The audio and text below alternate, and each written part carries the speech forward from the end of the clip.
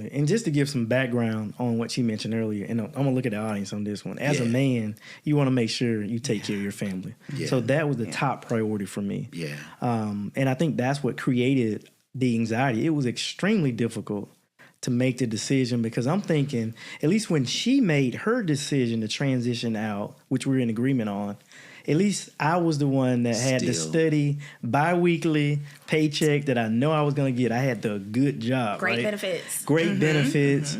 New family, blended family. Yeah.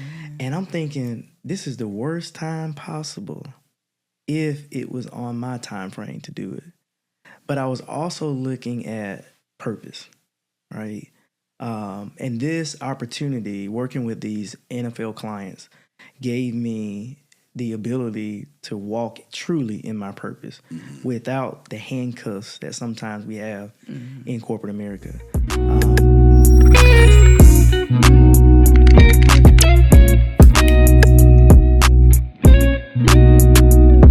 Yeah.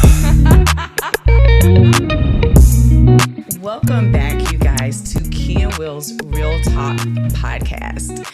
Thank you guys so much for tuning in. We are back in the building today. We back, but it's not just Kee and I today. Two of us. We have some special guests. And it's a couple. Other couples, y'all. We love, anytime we have guests on the podcast. Yeah. But we super duper love when we have other couples who are like-minded. Yes. And who, just are doing the same types of things that we love. So, and a little different. Y'all doing a little different things. So we're going to talk about that. So, ladies and gentlemen, can we welcome Demario and Alexis Lindsey to the podcast? Yes, we're so excited to be here. Thank you for having us. Yes. Absolutely. And listen, I'm going to give a quick intro because y'all, I got to do this. To show who you guys are. Then we just going to talk, man. We're going to talk. We got a lot to talk about in a short amount of time. All right. Listen, all right. So Demario, he's a concierge neuro-rehabilitation specialist. Ooh. That's a long word, man. I barely got that out. Yes. And founder of the Stamina Group, where he provides high-touch in-home care for retired NFL athletes living with traumatic brain injuries and complex neurological conditions, including dementia. Oh, that's deep. Parkinson's disease and ALS. That is huge, man, in the sports field. With nearly 20 years of clinical experience, he's known for helping high-performing individuals restore function, rebuild strength, and maintain quality of life through a deeply personalized approach. Now, this is the boss over here. That's right. That's right. Of course. Listen, he's joined by his wife, Alexis. She's a former HR executive turned operator and strategist. Alexis serves as a key partner in the business, helping to build and scale its premium concierge model. She is also the founder of the Prototype Woman. I love that. It's a platform where she writes and speaks on identity, purpose, and alignment for high-achieving women navigating visibility and leadership. Woo, that's a lot of words. But I want to break it down, though, because, there were some key words in there that I really resonated with. ALS seems to just, what you hear about ALS is just so debilitating, of course. And then my grandmother passed away from, Alzheimer's. So can you just elevator speech, what is it that you do as it relates to neuro rehabilitation? So you probably hear a lot about neuro rehab and traumatic brain injury with NFL athletes, right? It's always on the news. You typically hear, unfortunately, suicides that are related to the impact of football, right? And a lot of those recently. Yeah. So what I do is I create a concierge program, so very specific to the individual, and it focuses on physical therapy principles, occupational therapy principles, and recreational therapy principles. Okay. The whole focus is to increase the quality of life of the client, which may involve strengthening exercises, rehab techniques, and case management. Because if you have a neuro rehab issue, like a traumatic brain injury, sometimes it's hard for you to remember your doctor's appointments, right? It's hard for you to remember what you should be doing, and you need that extra support. And so I try to provide a safe atmosphere and rehabilitation experience for each of these clients, which involves the family and the actual client, which is a little different from what you'll receive in a hospital environment or an outpatient environment. Right. And is that a service or, something that you're offering as an entrepreneur, or are you doing that through a company? I'm offering it as an entrepreneur. That This is so my company. awesome. We want to, that's a whole nother podcast. I want to circle back on that because we have some NFL clients and I would super love to hone in on that. Yes, so yes, we're going to put a pin in that and come back to it. Yeah. And I'm sorry, just real quick, I do want to talk about the prototype woman. Can you tell me what that is? Yeah, so the prototype woman is the woman that we don't see. You see so many women and we're all struggling, right? Mm-hmm. We are struggling because we want to achieve a certain level of perceived success, or we're struggling because we've achieved it and we're like, oh, this is it. This is what it looks like, right? I want to accomplish a certain role, right? And then I get there and I realize I'm miserable, or I want to make a certain amount of money. Mm-hmm. And I think a lot of these things aren't so much driven by the external factors that we all talk about. It's really because we just don't have a clear sense of self, what really matters. And I think even what I would say is I see this even more so for women. I'm over the age of 40, right? It's one thing when you're younger and you're trying to get to a certain point, but what happens when you get there and you realize, oh my gosh, I'm miserable, I'm unfulfilled, right? This doesn't feel like what I thought it was. Absolutely. And so I think that I like to speak to identity not from a secondary way in which most of us perceive it of I am a entrepreneur, I am a whatever it is, title. Fill in the blank. It's a title. No, like for example, for me, I'm someone who needs I need space in my day. I need margin. Like these are the things that we don't know about ourselves that really can really shape. That shape really what's going to make us truly happy. That's really going to make us fulfilled, and that's really going to help us provide value and impact at the level that we really aspire to. So preach, sis. So we're gonna bring you all the way back over here on this podcast. Me and you. Yes. But I want to hone in for sure on the prototype. It really seems like you all are talking from your purpose. Yes. And I think you're, obviously you're in this entrepreneurial space. Yeah. Which we are as well, and allows you to be more of who you are. Yeah. How did you, because I'm assuming you had corporate jobs. Yes. Like we all did. Yeah. And I know Demario did. We used to work together. Right. We used to work together. So if you could just give us sort of that transition of what was going through your mind about that made you even make the transition. Because we know personally, going from corporate, making a steady check every 2 weeks, whether I'm not off at work or not, I get that 2 week check, or whether I'm miserable not, or whether I'm doing whatever. So, but there's a level of stability there and comfort, right? So to leave that is a major that's a major shift. Yeah. Tell me a little bit how you guys felt. And how did you come to that? And how did you even come to that decision? So I think there was a lot that happened in a short period of time. We've been married for 2 years, a little over 2 years. Oh, congrats. At the time when we married, I was in what I would consider my dream role, the thing that I had worked up to, this HR executive role. I had spent a career of over 20 years in HR. It was a dream organization. It was a dream role on paper. Right. And here I am now marrying my dream man, right? And we are second timers. So Did you hear that? My dream man. Second time. I'm talking about the dream man. I'm trying to give you a prop. It's like, okay. So I'm like, okay, so I have the career, right? I have the personal life. And and what I realized was, oh my gosh, the career is not what I thought it would be on paper. It was everything that I wanted, but I was miserable. The other thing was this world was really conflicting with the personal world that I had. I had a new husband. We relocated from Charlotte to Atlanta.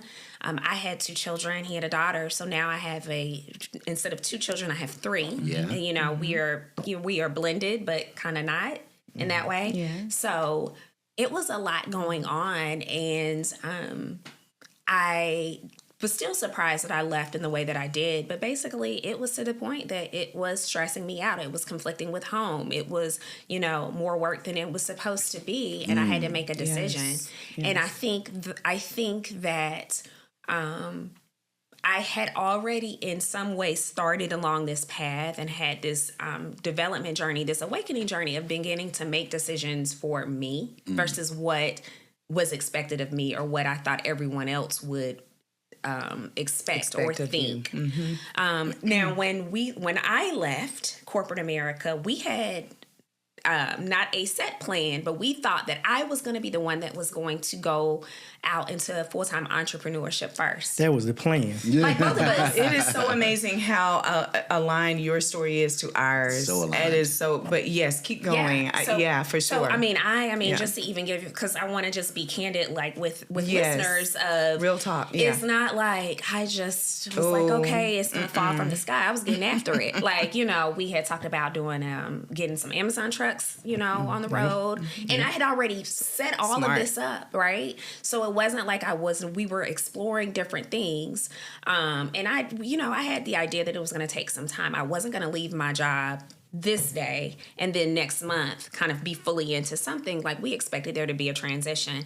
Even for me, with some of the skills that I had, thought about doing some consulting and did. And then I was like, oh my gosh, this ain't it either. Right? I'm still miserable. So I think that we were very intentional, which I think is important for most of those that are seeking entrepreneurship. But at the same time, it just didn't come in the package in which we expected it to. Yeah. So you guys have been married now 2 years.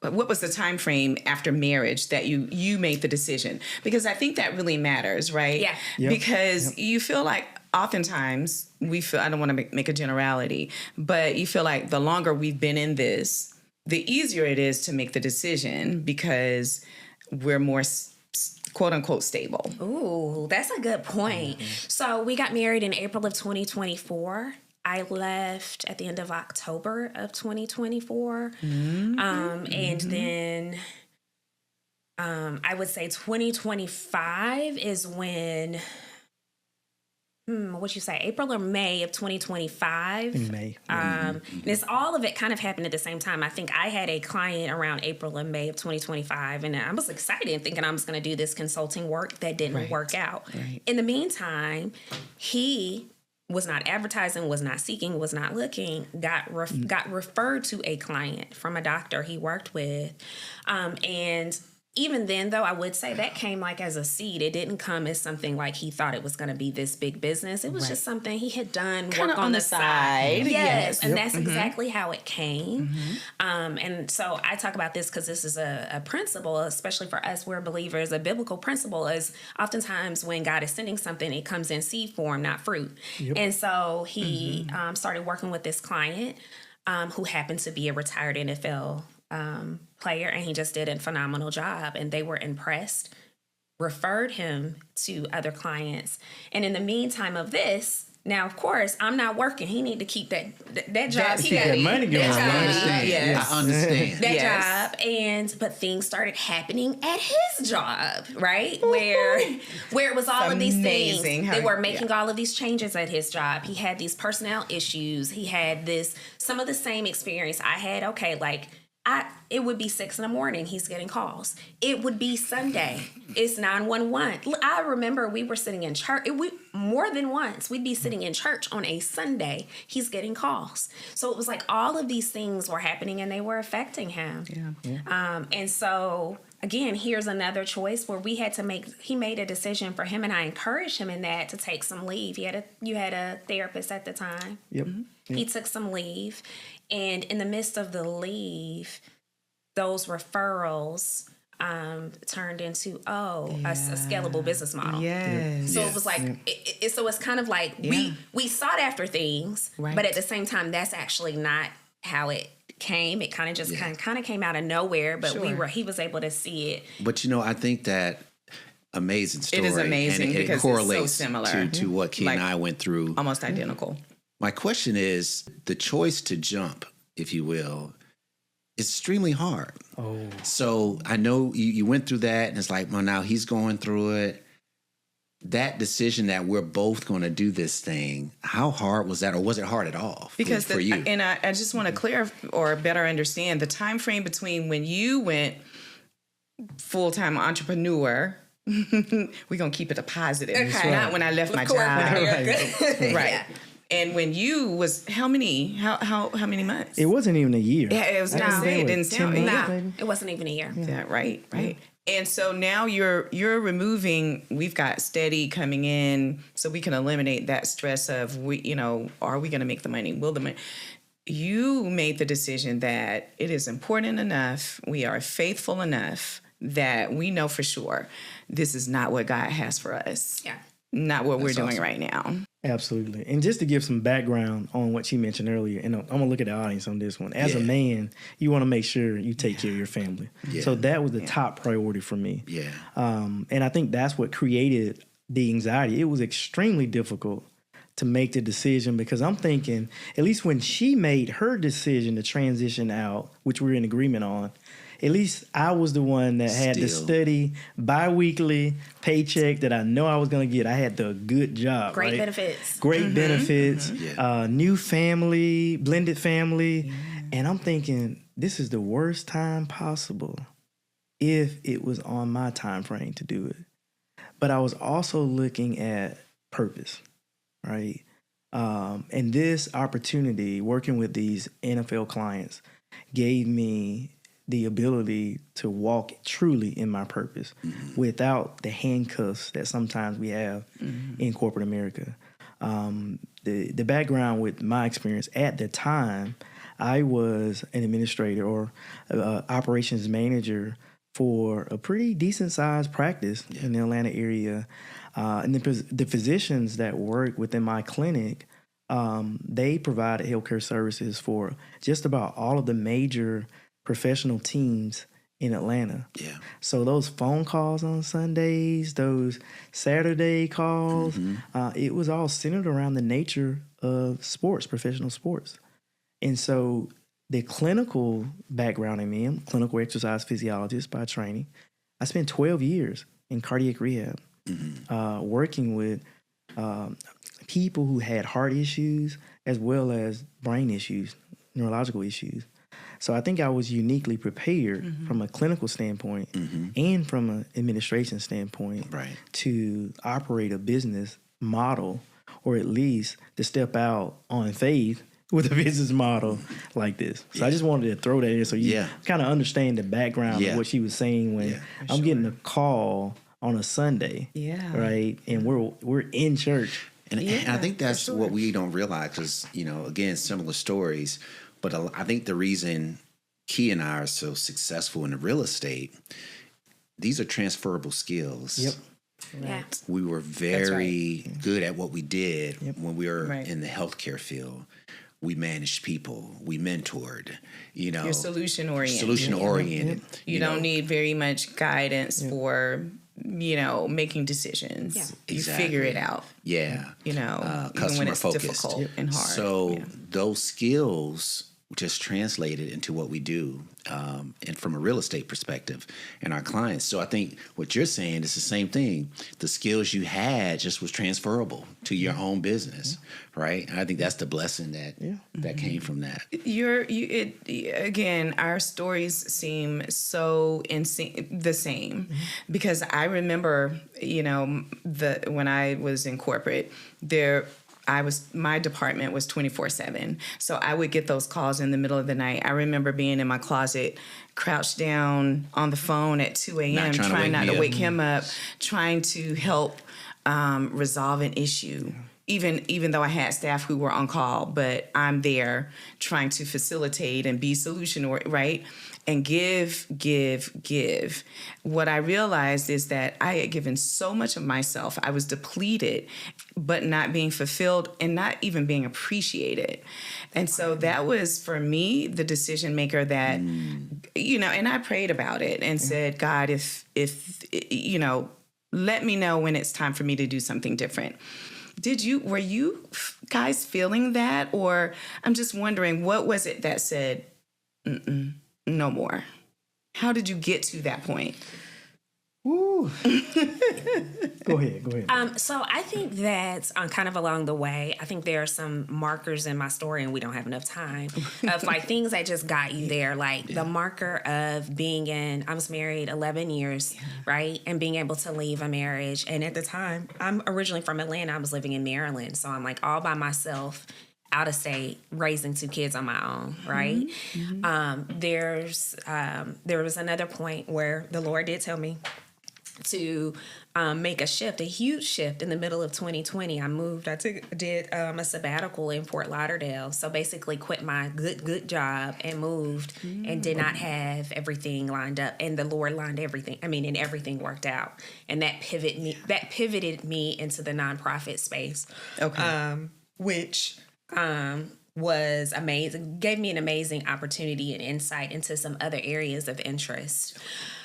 So I guess I was beginning to make some of these moves on a smaller scale. I see. And I was seeing the fruit of it. Yes. So I think that made it easier. Yeah. Of course. And then the other thing is, if you in a hospital, what good is it? Like, you know what I'm saying? And I don't mean that to be Alexis, funny. I say that all the time. Absolutely. But when you get to the point, both of us were having those of extreme stress. Stress Of is real. panic attacks. Yeah. My stomach is so upset. And then they're telling me, oh, it's stress related. Like all these things. I was like, if I can't get up out of the bed and move, what difference does it make? And I think those little mini wins that you were talking about, that was on a smaller scale. Yeah. And God came through. Yeah. You know, because when you think about those things, it's like, I was okay. I'm all right. You know, I thought this was going to fall through and I was going to be so distressed. And all of a sudden, right around the corner, God opened up another door. Yeah. So I want to say that for the audience is that there's if you believe God and move as you say you believe him, like we all say, I trust God. Right. Do you? Yeah. Do you really? Yeah. Do you really? Do you really? Yeah. Because, and I'm saying that to myself. I was like, do you really trust him? Because if you did, you would make that move. And for Kee and I, for us to be in corporate with the good jobs and all the stability, and for us to make a move to where it's on us. Yes. And you don't have that we had no choice but to trust God. Yeah. You know what I mean? Yeah. But he's always came through. Well, the caveat to that, or the addition to that, is yes, we trust God. We got to do our part too. So it was like, okay, I trust you, God. You got me. I'm going to step away from this. I know you got this light bill. I know you got this cake. You know, what I will say is we trust God that, you know, when I get in the car, you're going to protect me, but I'm still going to put my seatbelt on. Correct. Yeah. Yes. So there's still good. some part of work that is I'm obligated to. Yeah. I believe in you, God, but You got to do your part. I got to do my part. Yeah. There are a bunch of things that you're going to put me in a space, but you're going to say, I put you in a space. Now the rest is up to you. I just wanted to say that you can believe, but there's work to do. Yeah. And it's not easy. Yeah. No, absolutely. And I just want to piggyback off of, that, because at the same time, and can I be candid? That is real talk. Real talk. Okay, real talk. I just want to be sure I be candid. I was literally like passing out at work. Yeah. And at the time, I'm thinking, could this be heart related? Because it was panic attacks, right? And then I was having these dreams, and I'm asking God, like, what's the next steps? In these dreams, I was literally graduating from the actual company that I worked for at the time. Wow. And I'm thinking, I've never gone to this school because the company, it was an academic center too.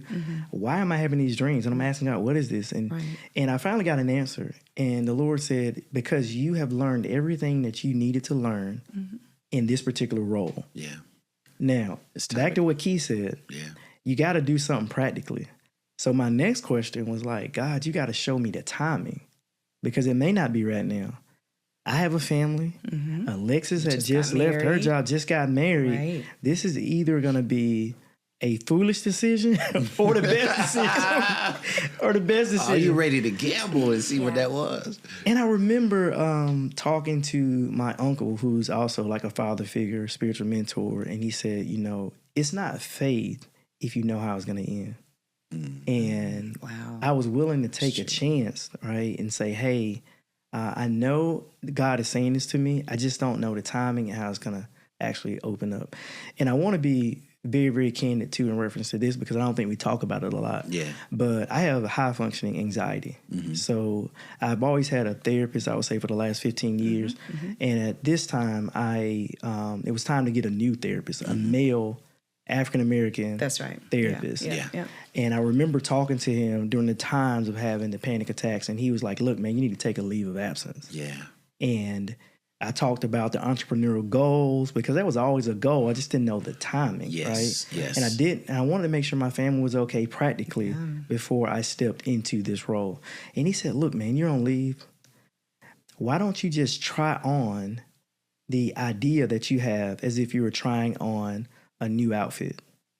And if it doesn't work, you can always take your clothes off and try something else on. Yeah. And so it opened me up to take that step. So I had a lot of help. I also had a business mentor that is a very high level entrepreneur, African-American man, that gave me some practical steps, that I should take. And so I believe community and that there is truly safety in the midst of counsel, wise counsel, not in the counsel. So I want to just add that too. Yeah, that's important. Dealing with the anxiety, dealing with the decisions that had to be made, but also reaching out for help from people that I know could give me either spiritual help, emotional help, and then practical guidance, like you said, because you got to pay. Georgia Power is coming, no matter what you do. Every month, every month on time, and they'll cut you off. So I just feel like what you just said reminded me of sort of the growth that we've developed over the years. And I've been an entrepreneur all my life and doing different things before real estate. Before I met Kee, I was doing multiple different things. And I think the reason I failed, I wouldn't say failed, but I wasn't as successful, I did not seek counsel. I was just doing it on my own, figuring it out. As I got older in the space that we're in now, we do that first. Number one, we seek God, right? And then we seek counsel of those who have done it, been there, done that, has been alive longer than we have, and can give us some wise counsel. So now we're in a space where we seek advice before we make these rush decisions. And I wanted to put a pin in that because I know the audience that's listening. I tell my nephew in Jersey, I say, listen, the best thing you can do is ask someone who's older than you and say, if you can go back to my age, what would you tell yourself? If you can go back, what would you tell yourself? That's the quickest way to excel because you don't have to make the same mistakes that they made, right? So I think seeking counsel is just, that's a game changer. You have to seek mentoring. You have to seek guidance. So I applaud you for having a therapist. I applaud you for being transparent about that because a lot of us deal with that anxiety, especially men. Yeah. The weight of taking care of your family, your kids. Yep. We don't voice that enough. But I feel like that's an underlying responsibility that we have, that we're responsible. At the end of the day, we're responsible. And I appreciate you sharing that. Absolutely. Another thing I would say is your marriage will take a hit. I don't, and that's a question, honestly, not a statement. I know that our marriage was challenged during that time. Even though you support the change and the transition, there's some worry and some thoughts and that will come about, I guess, in your everyday walk in your marriage. And I'm just wondering, did you feel kind of that stress, if you will, that may be a strong word, in your marriage when you both were entrepreneurs? Is eventually you catch your stride. But I know for Will and myself, originally we were like, it was okay. Tough. It was tough. It was tough. I definitely think that we've had stressful moments. I think that both of us have felt the stress and weight, but for some reason, I think when I've been the most stressed, he's been the most calm. Yeah. When he's been the most stressed, I've been the most calm. And so there's been a balance. And the last thing that I'll say that I think is important is I feel like through one of the things about our story is not just having a strong marriage, but we are actually, I don't think all marriages people can do this, but like actually being able to be strong partners in business as well. Yeah. And I think that has really helped us. I mean, like the things that he is like, oh my gosh, I don't know how to do. I'm like, oh, I can do that. Yeah. Easy. Yeah. And the things that overwhelm me or that I can't figure out how to do, it's like he can step right in and give me the solution. So I think that that's important. There's having a strong marriage and being partners in marriage, but I feel like there's this grace, and then again, it ain't us. We'll have to give glory to God on that, of just actually being strong partners in business. Absolutely. And so I think that we've been able to weather it well. Yes. That's awesome. And I mean, honestly, you definitely feel the weight, but it wasn't an unbearable weight. Yeah. It's a different weight. Right, Yeah. right. Yeah. Like, I'd rather go on a date with my wife, but at the same time, I know we need to get this done. That kind of weight. Or I don't, how do I figure out the structure of this LLC? But let me go to my wife because she has more experience working with small business and structuring than I have. Yeah. So it's very much, we didn't feel it at the same time, if that makes sense. Yeah, it does. Man, that's awesome, man. Listen, y'all have this. They was coming an back. Amazing We gotta have conversation. part two. You talked about faith. You talk about the ability to trust your gut. And those little micro wins, some may see as failures. You learn from those and was able to level up, if you will. And to sit in silence sometimes so that you can hear. Yeah, I like that. What is next for you? Yeah. Man, thank y'all so much for coming out. No, we enjoyed it. This was amazing, and it just sort of reminded us of the things we went through and still going through. Absolutely. And it's a journey. Yeah. This entrepreneur thing is a journey, but you can't do it alone. You have to have some level of faith. I'm not sure what everyone's faith may be, but I understand that we couldn't do this without God. Yeah. Absolutely. We could not do it without God. Absolutely. Listen, y'all, this is Real Talk with Kee and Will.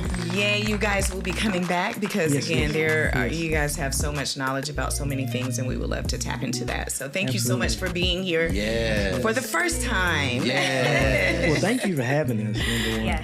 I'm so happy to be here. Man, this has been great. Without a doubt. Listen, we got Demario Lindsey, we got Alexis Lindsey. We appreciate you guys. And listen, follow them on all their social media. Follow the prototype. We got all that stuff on the screen right now. Yes, we will list it. Make sure you follow them. And listen, share this with a friend and come on back for the next episode. Make sure you like, subscribe, comment, do all the things, you guys. Please support us. We love y'all. Yes. Let's go. Oh, thank you.